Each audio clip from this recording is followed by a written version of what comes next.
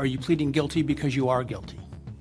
Yes. On November 13th, 2022, in Latah County, state of Idaho, kill and murder Madison Mogan, Kaylee Goncalves, Zanna Kernodal, Ethan Chapen, a human being.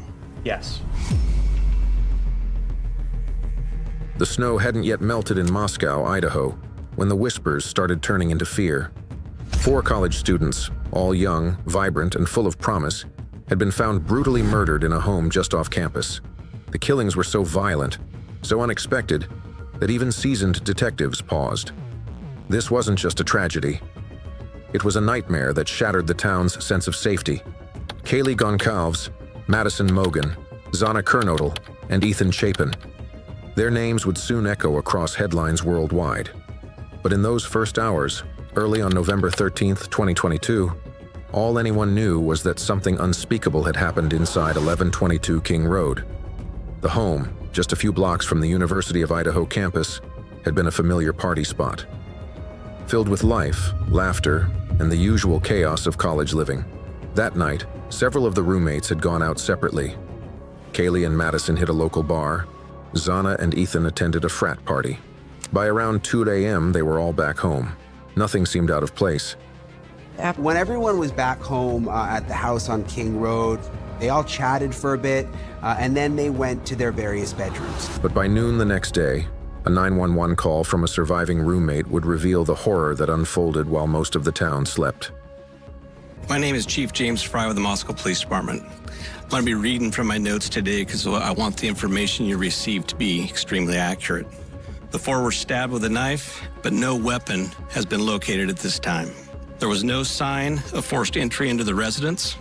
Based on details at the scene, we believe this was an isolated, targeted attack on our victims. Right away, I think everyone knew this was going to be a big story. I mean, you've got 4 college students taken down at once inside the same home, and the chief comes out pretty quickly and says, listen, no forced entry here. This was a targeted, isolated attack. So most of us thought it should be solved pretty quickly, but that's not what happened here. Moscow police, unaccustomed to high-profile homicide investigations, scrambled to make sense of it all. The victims hadn't been sexually assaulted. The attack wasn't random, or at least, it didn't feel like it. The scene was too intimate, too deliberate. Whoever did this knew how to kill quickly and disappear without a trace. 911 location of your emergency. Something is happening. Something happened in our house. We don't know what. What is the address of the emergency? 1122.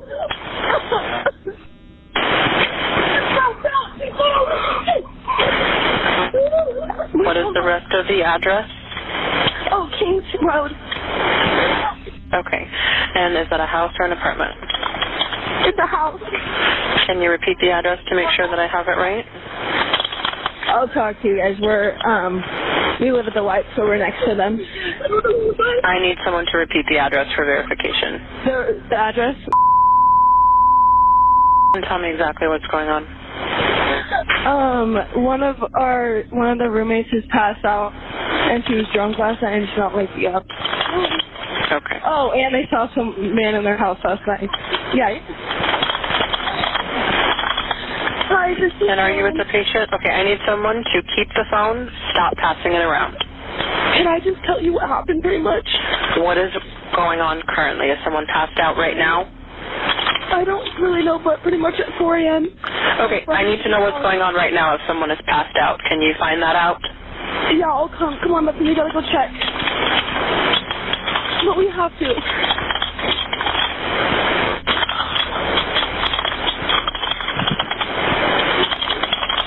Is he passed out?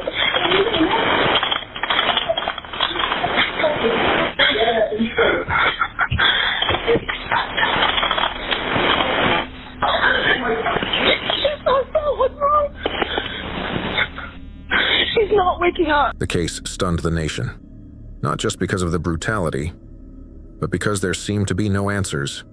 Weeks passed. The small town turned into a media circus. Online sleuths speculated endlessly.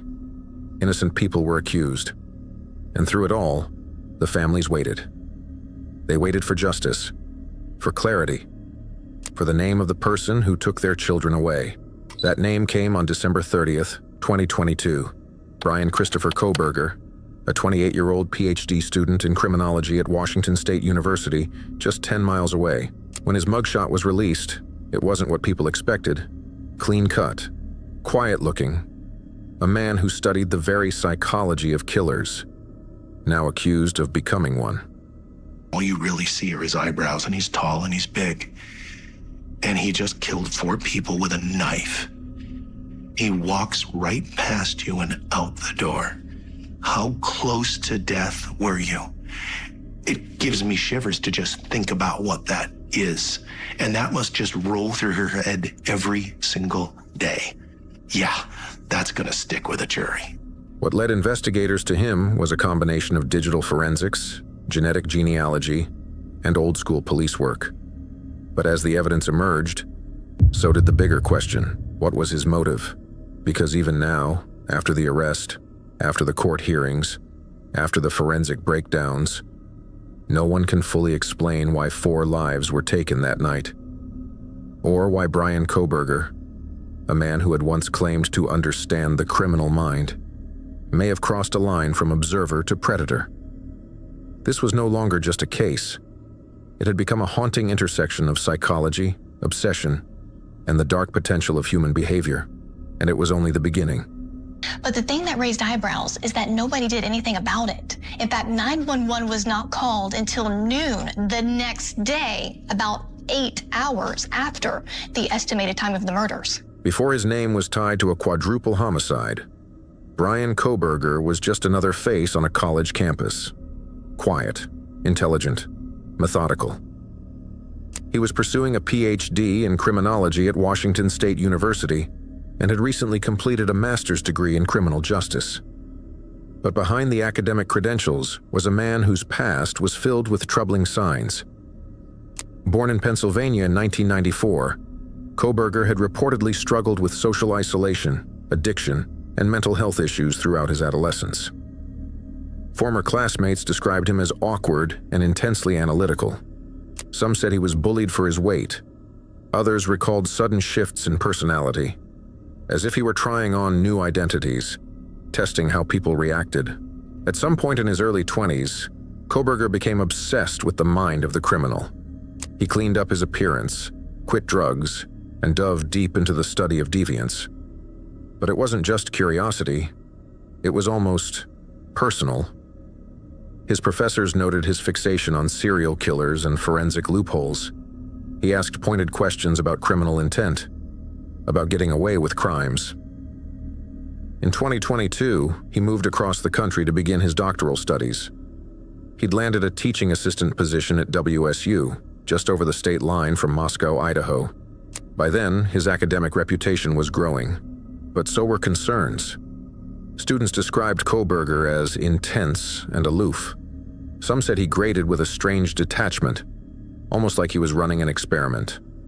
One student told a reporter, "It felt like he wasn't just teaching us, he was studying us." That same fall, Kohberger posted a now infamous research study online. It was a survey aimed at ex-cons, asking them how they selected victims, prepared for crimes, and managed emotions during violent acts. On the surface, it looked academic, but in hindsight, it read more like a roadmap, as if he were collecting strategies rather than data. As the semester wore on, students and faculty noticed something else. His demeanor started to change. He lost weight, grew more agitated, less focused. Some speculated he was dealing with personal issues, but no one imagined the truth. Because just 10 miles away, in a house full of college students he had likely never spoken to, Kohberger was allegedly planning one of the most brutal crimes in Idaho history. Investigators now believe he had stalked the victims for weeks, maybe longer. His cell phone pinged near the King Road home at least 12 times before the murders, often in the early morning hours. Surveillance footage would later show a white Hyundai Elantra circling the area in the days before the attack. He wasn't just passing by, he was watching. And while no one can say for sure how he chose his victims, or why, the data trail left behind would eventually be his undoing. Because even though he thought he understood how to commit the perfect crime, he underestimated just how much the digital world remembers. Sir? I am Officer Langus. Stops being audio and video recorded. I was just slightly into the crosswalk, so... You know, yeah, where I'm from Pennsylvania, we actually don't have, like, crosswalks. Oh, so even if you're kind of slightly... Yeah, there's a little bit more leeway as well. Like, there are a few lines. Like, there's one white line and there's another one. Like, there's, like, a certain margin from which you can actually... kind of put your vehicle, place your vehicle. It was the early hours of Sunday, November 13th, 2022, when horror struck the quiet town of Moscow, Idaho. Inside the off-campus home at 1122 King Road, 4 students, Kaylee Goncalves, Madison Mogan, Zanna Kernodal, and Ethan Chapen, were murdered in their sleep or shortly after waking. They were stabbed multiple times, in what investigators later described as a frenzied yet calculated attack. Want the information you received to be extremely accurate. The 4 were stabbed with a knife, but no weapon has been located at this time. There was no sign of forced entry into the residence. Based on details at the scene, we believe this was an isolated, targeted attack on our victims. But the timeline built by investigators is chilling in its clarity. Surveillance footage captured a white Hyundai Elantra near the scene around 3:30 a.m., circling the neighborhood repeatedly.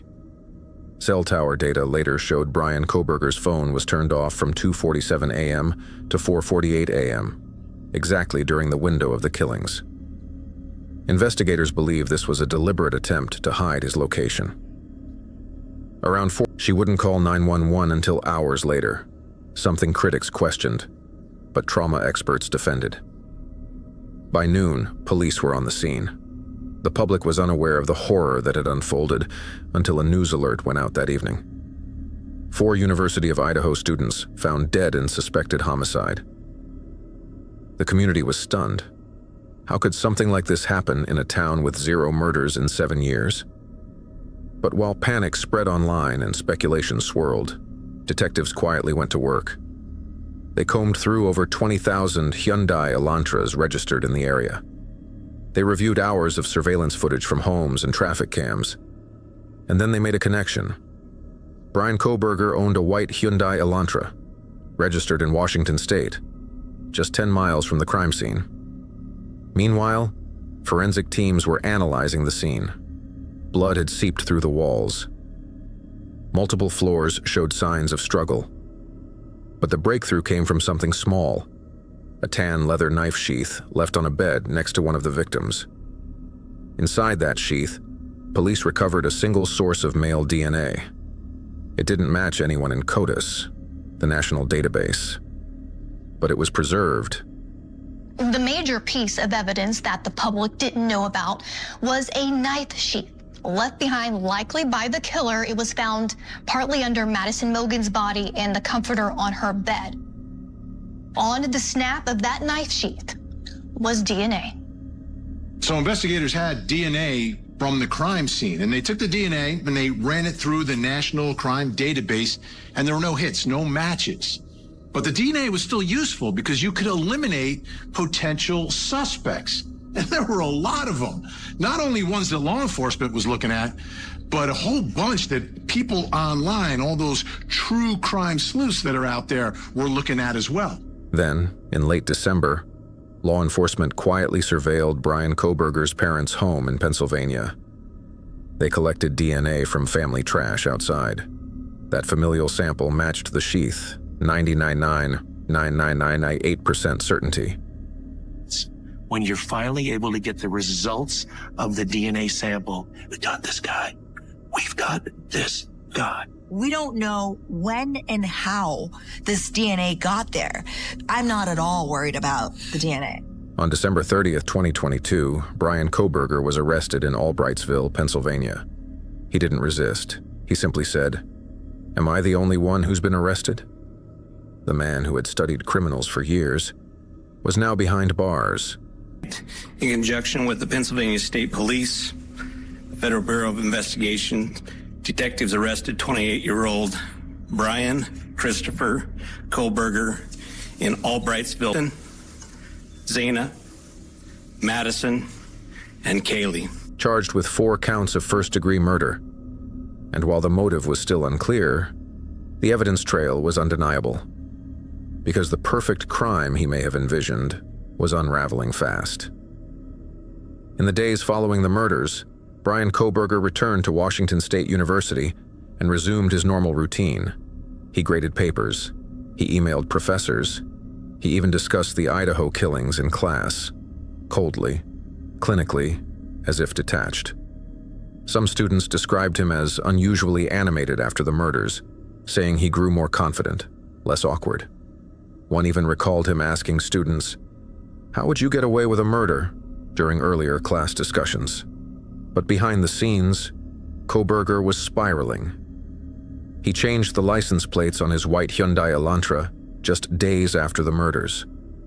He thoroughly cleaned the vehicle, even removing the floor mats. He allegedly stalked the King Road neighborhood at least a dozen times before the murders, and returned to the crime scene just hours later.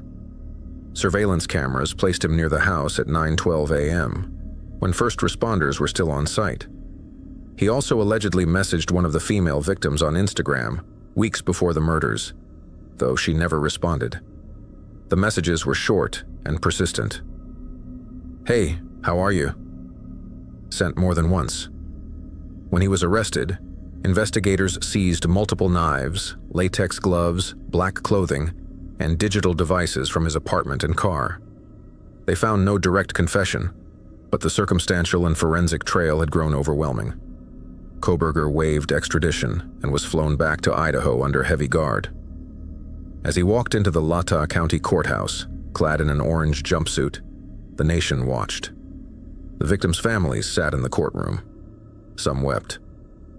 Others stared forward, waiting for answers they might never fully receive. Prosecutors have since confirmed they will seek the death penalty, citing the heinous, atrocious, and cruel nature of the crimes. Yet Kohberger has not entered a plea. Through his attorney, he said he looks forward to being exonerated. His legal team filed motions challenging the indictment, the evidence chain, and even the grand jury process. They've argued the case is circumstantial and that Kohberger is being vilified without trial. But for investigators, the puzzle is nearly complete.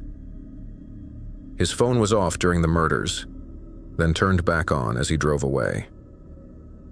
His car was caught on multiple cameras. The sheath left behind tied him to the scene, and his digital trail, search history, location data, and behavior only reinforced suspicion. Still, the prosecution must prove every piece in court. The trial, originally scheduled for October 2023, was postponed to allow the defense more time. As of now, no new date has been set, and so the families wait.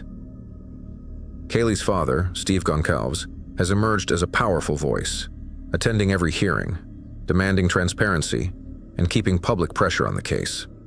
That's why they told me to slow down, Steve. This thing, me as a father, it's never fast enough, and I want to just charge ahead probably just like a dumbass, but that's what I knew. "We're going to see this through," he told reporters. "We want justice, and we want the truth." For the city of Moscow, the tragedy left scars. The university ramped up security. The once quiet streets feel changed. And the house where the murders occurred? It was recently demolished. A controversial decision made at the request of the university and some victims' families, who couldn't bear to see it stand. But the memory of what happened there will not fade. Because as investigators dig deeper, what they're uncovering isn't just the story of a killer. It's the unraveling of a man who studied how to outsmart the system and still got caught. Bryan Kohberger's case isn't just disturbing because of its brutality. It's chilling because of its intent. A criminology PhD student accused of executing 4 college students in the dead of night. A man who studied serial killers, possibly becoming one. And yet, the biggest mystery may not be the how, but the why. No clear motive has ever been confirmed. Kohberger didn't know the victims personally, at least not in any documented or social sense. There were no text exchanges, no prior arguments, no social media conflicts, other than the eerie DMs to one of the victims. Prosecutors have suggested an incel-like obsession, possibly targeting women he viewed as popular, beautiful, and out of reach. But no manifesto, no confession, and no final explanation has surfaced. That silence is what haunts people most. If Kohberger is guilty, as the evidence suggests, then he meticulously planned the attack. He wore gloves, used his phone sparingly, turned it off during the murders, and tried to sanitize his car. This wasn't a crime of passion. It was methodical, cold. And that calculated nature points to a deeper pathology. Some experts believe Kohberger may have committed the crime for study, as a twisted way to test what he knew about forensic countermeasures, DNA, cell tower triangulation, video surveillance. His background shows he studied both criminal behavior and how law enforcement investigates it. It's the kind of case that forces the criminal justice world to look inward.